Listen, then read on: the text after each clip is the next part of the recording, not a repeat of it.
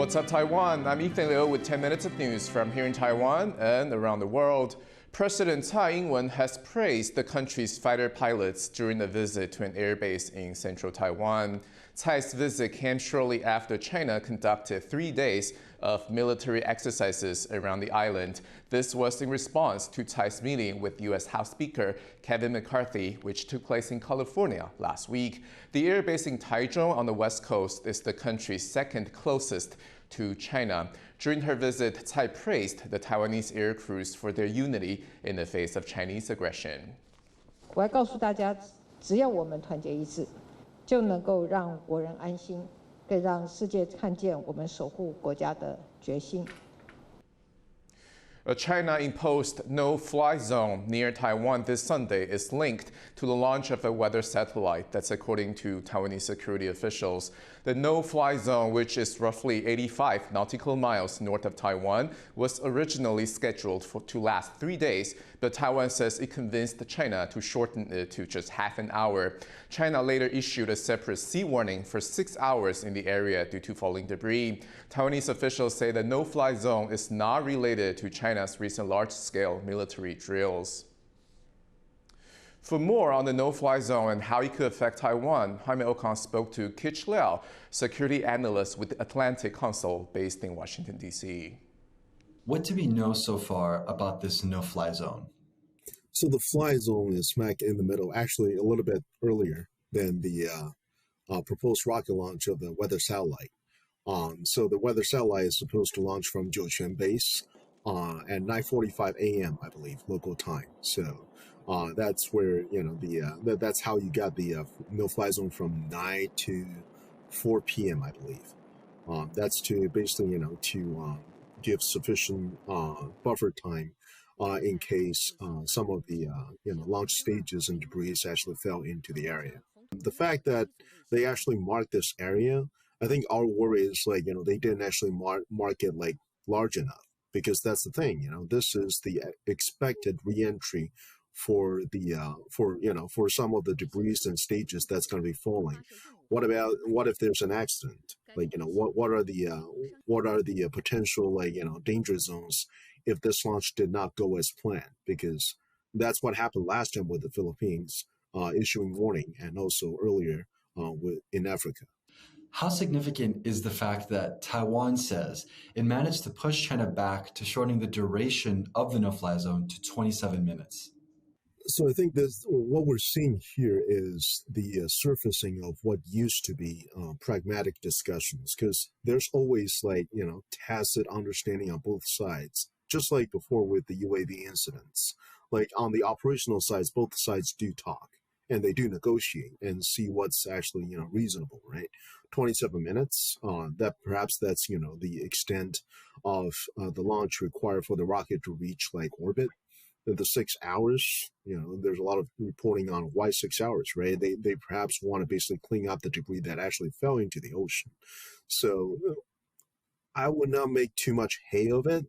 I would actually say it might actually be better that this was not in the news, because that's the nature of tacit understanding and pragmatic discussions.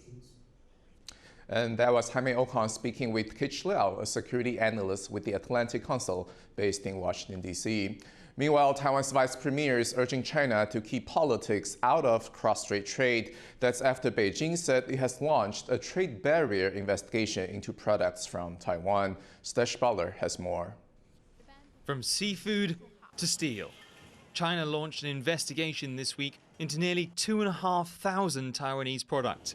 It says rules about these items amount to unfair trade because Taiwanese tariffs mean China can't sell those same products the other way. 过去这几年台湾的这个贸易顺差，绝大部分来自于中国大陆，所以我们担心如果他也采取一些片面措施可能对台湾的经济就会相当的灼伤。China's investigation began on Wednesday, less than a week after President Tsai met U.S. Speaker Kevin McCarthy, a meeting Beijing had warned against.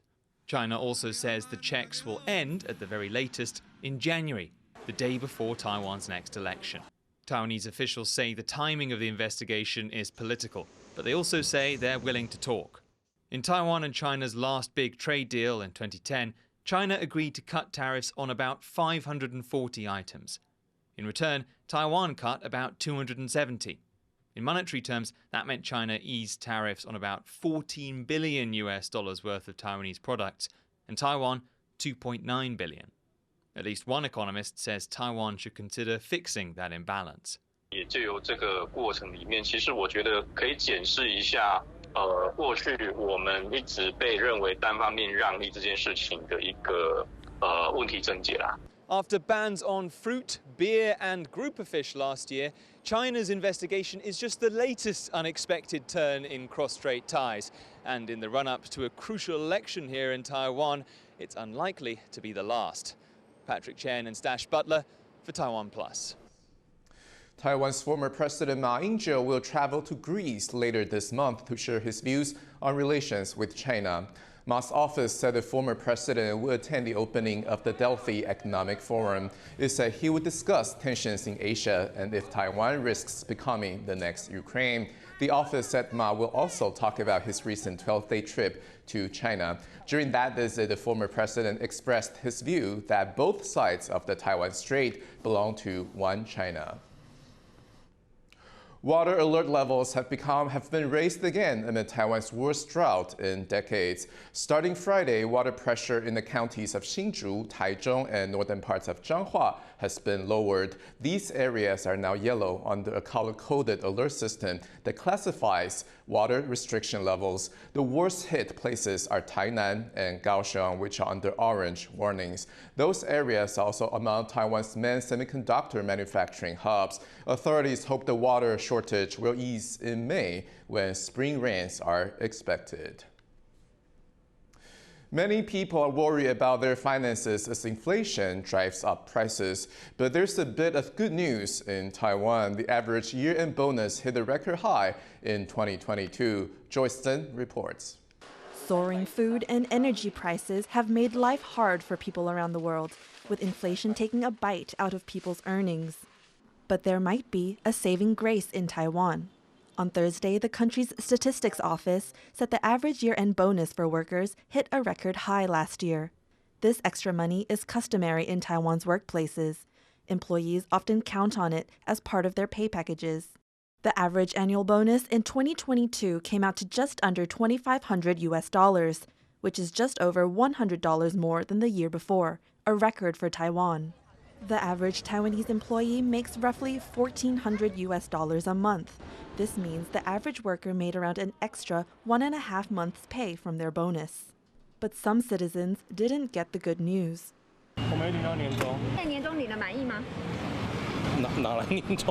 A possible reason for the confusion?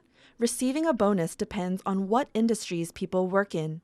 In 2022, the insurance sector handed out an average of 3.5 months of pay in bonuses.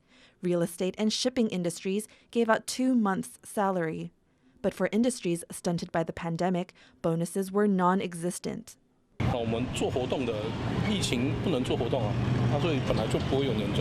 Huge payouts in high-performing industries are raising Taiwan's average bonus rate.